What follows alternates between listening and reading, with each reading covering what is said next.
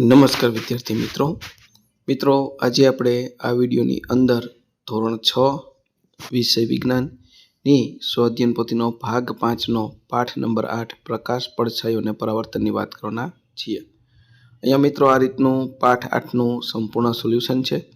મિત્રો આવા સરસ મજાના સોલ્યુશન મેળવવા માટે આપણી ચેનલ સબસ્ક્રાઇબ કરો અને આ વિડીયો તમારા મિત્રો સાથે શેર કરો। તો શરૂ કરીએ ધોરણ 6 વિષય વિજ્ઞાનની સ્વાધ્યાયન પોથીનો ભાગ 5નો પાઠ નંબર 8 પ્રકાશ પડછાયો અને પરાવર્તન। પ્રશ્ન 1 ખાલી જગ્યા પૂરો।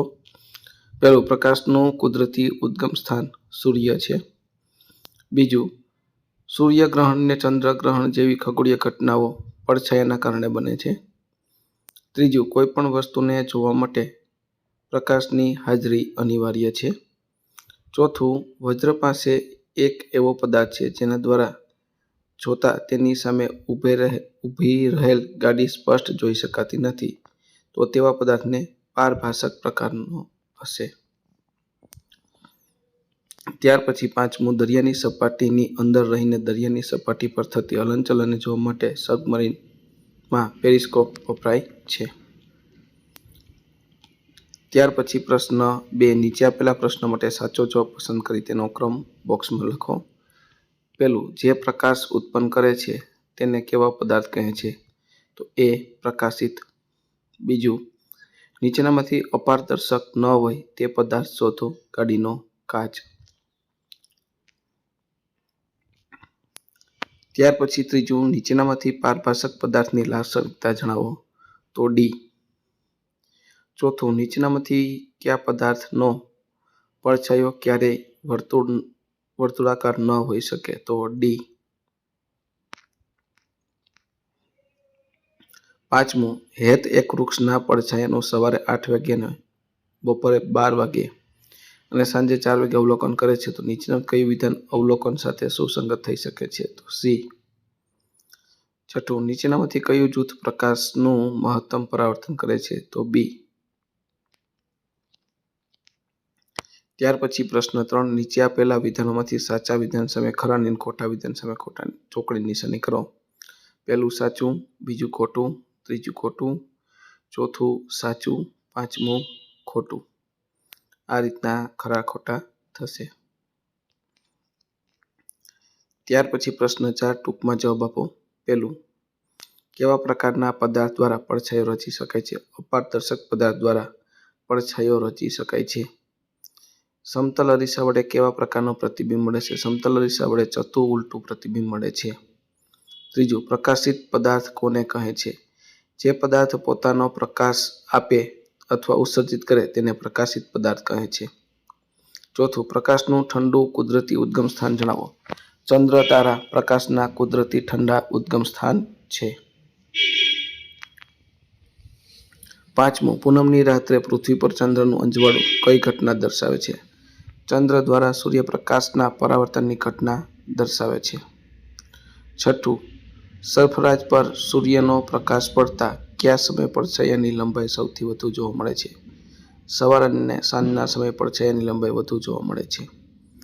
સાતમું, લાલ રંગના ગુલાબનો પડછાયો કયા રંગનો જોવા મળે છે? લાલ રંગના ગુલાબનો પડછાયો કાળા રંગનો જોવા મળે છે। ત્યાર પછી તફાવત આપો। પ્રકાશિત પદાર્થ અને અપ્રકાશિત પદાર્થ પોતે જ પ્રકાશ ઉત્પન્ન કરે છે, અંધારામાં પણ દેખાઈ શકે છે, બીજા પદાર્થોને પ્રકાશ આપે છે, સૂર્ય, દીવો, બલ્બ, મીણબત્તી। અપ્રકાશિત પોતે પ્રકાશ ઉત્પન્ન કરતા નથી, પ્રકાશ વગર દેખાતા નથી, બીજા પદાર્થો આ પ્રકાશથી દેખાય છે, ચંદ્ર, પૃથ્વી, ટેબલ, પુસ્તક। ત્યાર પછી પારભાસક પદાર્થો અને અપારદર્શક પદાર્થો। કેટલાક પદાર્થો એવા હોય છે કે જેની આરપાર આપણે જોઈ શકીએ છીએ પરંતુ સ્પષ્ટ રીતે નહીં। આવા પદાર્થો પારભાસક તરીકે ઓળખાય છે, ડહોળ, પાણી, તેલ વગેરે। અપારદર્શક પદાર્થો, જો આપણે કોઈ પદાર્થની આરપાર બિલકુલ ન જોઈ શકીએ તો તે અપારદર્શક પદાર્થ છે। પૂઠું, ચોપડી, બ્લેકબોર્ડ, લાકડાનું પાટિયું વગેરે। ત્યાર પછી પારદર્શક પદાર્થો અને અપારદર્શક પદાર્થો। પારદર્શક પદાર્થો, જે પદાર્થ પ્રકાશને આરપાર પસાર થવા દે તેવા પદાર્થને પારદર્શક પદાર્થ કહે છે. દાખલા તરીકે કાચ, મોટરનો કાચ, મોટરની ગાડીનો આગળનો કાચ.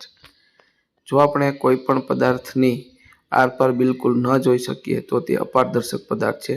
ચોપડી, બ્લેકબોર્ડ, લાકડાનું પાટિયું વગેરે. ત્યાર પછી પ્રશ્ન 6, વર્ગીકરણ કરો. નીચેના પદાર્થોને પ્રકાશના કુદરતી ઉદ્ગમ સ્થાન અને કૃત્રિમ ઉદ્ગમ સ્થાનમાં વર્ગીકૃત કરો. કુદરતી ઉદ્ગમ સ્થાન સૂર્ય, આગિયો, અગ્નિ અને કૃત્રિમ ઉદ્ગમ સ્થાન મીણબત્તી, ફાનસ, ટ્યુબલાઇટ, ટોર્ચ. ત્યાર પછી તમારી આસપાસ જોવા મળતા પદાર્થોનું પારદર્શક, પારભાષક અને અપારદર્શકમાં વર્ગીકરણ કરો. તો પારદર્શક મોટર કારનો આગળનો કાચ, વરસાદનું પાણી, નંબરવાળા ચશ્માના કાચ, આંખમાં પહેરવાનો લેન્સ. પારભાષકમાં ડોળું પાણી, તેલવાળું પાણી, રંગીન પ્લાસ્ટિકની કોથળી, કાચનો પ્રિઝમ. અપારદર્શકમાં ચોપડી, લાકડાનું પાટિયું, કાગળ, પેન્સિલ વગેરે. ત્યાર પછી પ્રશ્ન 7, માગ્યા મુજબ જવાબ લખો. પેલું, પડછાયો જોવા માટે કઈ કઈ બાબતો પરિસ્થિતિ જરૂરી છે? પડછાયો જોવા માટે સૌપ્રથમ પ્રકાશ સ્ત્રોત સૂર્ય કે દીવો જરૂરી છે. પ્રકાશની સામે કોઈ અપ્રકાશિત પદાર્થ હોવો જોઈએ કારણ કે તે પ્રકાશને રોકે છે. પદાર્થ પાછળ પડદા અથવા સમતલ સપાટી હોવી જોઈએ જેથી પડછાયો દેખાઈ શકે. જ્યારે પ્રકાશ સીધી રેખામાં જઈને પદાર્થથી અટકે છે ત્યારે પાછળ અંધારું ભાગ બને છે જેને પડછાયો કહે છે. આટલી પરિસ્થિતિ જરૂરી છે. મિત્રો, ખાસ વિડીયો સારો લાગ્યો હોય તો ચેનલને ખાસ સબસ્ક્રાઈબ કરવાનું ભૂલવાનું નથી. આ વિડીયો તમારા મિત્રો સાથે શેર કરો. આ પાઠની PDF મેળવવા માટે ડિસ્ક્રિપ્શન બોક્સમાં આપણી શાળા શિક્ષક એપ્લિકેશન લિંક આપી છે. ત્યાંથી આ પાઠની PDF મેળવી શકો છો. બીજું, તમારા ઘરે તાર પર સૂકવેલા લાલ, લીલા, વાદળી રંગના સમાન કદના ટુવાલના પાછળનો પડછાયાનો રંગ કેવો દેખાશે? શા માટે? ઘરે તાર પર સૂકવેલા લાલ, લીલા અને વાદળી રંગના ટુવાલના પડછાયા કાળા રંગના દેખાશે. પડછાયાનો રંગ ટુવાલના રંગ પર આધાર રાખતો નથી. જ્યારે પ્રકાશ ટુવાલથી અટકે છે ત્યારે તેની પાછળ પ્રકાશ પહોંચતો નથી, તેથી તે ભાગ અંધકારમય બને છે. આ અંધકારમય ભાગને પડછાયો કહે છે. તેથી બધા ટુવાલના પડછાયા એકસરખા કાળા દેખાય છે. ત્રીજું, સૂર્યગ્રહણ સમયે સૂર્ય સામે નરી આંખે શા માટે જોવું ન જોઈએ? સૂર્યગ્રહણ સમયે સૂર્ય સામે નરી આંખે જોવું ન જોઈએ કારણ કે સૂર્યનો તેજ પ્રકાશ આંખોને નુકસાન પહોંચાડે છે. ગ્રહણ દરમિયાન પણ સૂર્યમાંથી હાનિકારક કિરણો નીકળે છે. આ કિરણો આંખની દ્રષ્ટિને કમજોર કરી શકે છે, આંખને કાયમી નુકસાન પહોંચાડી શકે છે. તેથી સૂર્યગ્રહણને ખાસ સુરક્ષા ચશ્મા અથવા યોગ્ય સાધનથી જોવું જોઈએ. ત્યાર પછી પ્રશ્ન 4, તમારી આસપાસ જોવા મળતી કઈ કઈ કુદરતી ઘટનાઓમાં પડછાયો જોવા મળે છે? તો જોઈએ જવાબ. આપણી આસપાસ ઘણી કુદરતી ઘટનાઓમાં પડછાયો જોવા મળે છે. સૂર્યપ્રકાશમાં માણસ, ઝાડ, મકાન અથવા પ્રાણીઓનો પડછાયો જમીન પર દેખાય છે. સવાર અને સાંજના સમયે પડછાયો લાંબો દેખાય છે જ્યારે બપોરનો સમય નાનો હોય છે. સૂર્યગ્રહણ અને ચંદ્રગ્રહણ પણ પડછાયાની કુદરતી ઘટનાઓ છે.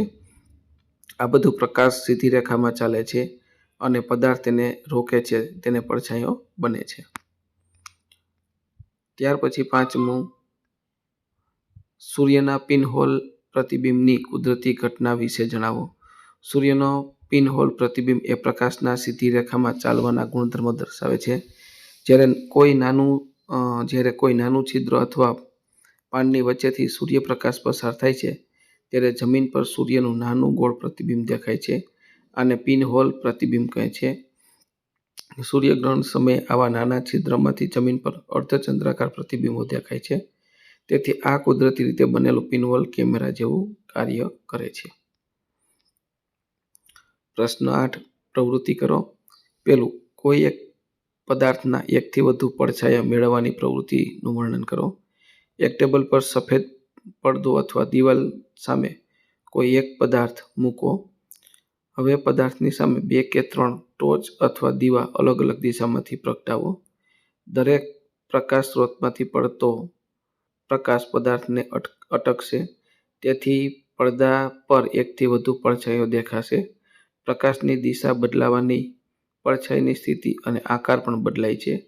આ પ્રવૃત્તિથી સમજાય છે કે જેટલો પ્રકાશ સ્ત્રોત હશે એટલો પડછાયો બનશે. ત્યાર પછી બીજું આપ્યું છે, પ્રકાશ સીધી રેખામાં ગતિ કરે છે તે દર્શાવવા માટે તમે કરેલા પ્રયોગનું વર્ણન કરો. તો આ પ્રયોગ છે, સૌપ્રથમ 3 કાર્ડબોર્ડ અથવા જાડા કાગળ લો. દરેકમાં નાનું છિદ્ર બનાવો. હવે ત્રણેય કાર્ડબોર્ડને સીધી લાઇનમાં એક પછી એક ગોઠવો. એક બાજુ મીણબત્તી અથવા ટોર્ચ પ્રગટાવો. બીજી બાજુથી આંખ રાખી જુઓ. જ્યારે ત્રણેય છિદ્રમાંથી એક સીધી રેખામાં હોય ત્યારે પ્રકાશ દેખાય છે. જો કોઈ એક કાર્ડબોર્ડ ખસેડીએ તો પ્રકાશ દેખાતો નથી.